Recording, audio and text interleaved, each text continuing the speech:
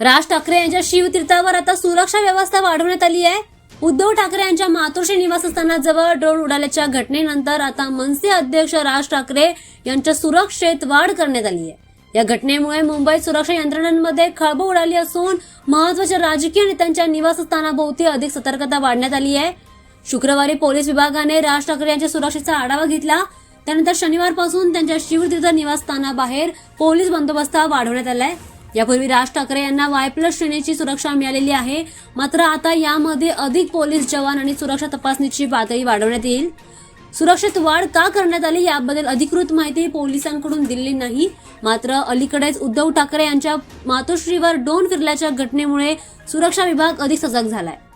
MMRDAने या ड्रोन संदर्भात तांत्रिक कारण सांगत स्पष्टीकरण दिलं होतं। या घटनेनंतर आता राजकीय नेत्यांच्या सुरक्षेबाबत चिंता वाढली आहे। दरम्यान आगामी स्थानिक स्वराज्य संस्थांच्या निवडणुका आणि वाढत्या राजकीय हालचालींमुळे देखील नेत्यांच्या सुरक्षेवर विशेष लक्ष दिलं जात आहे।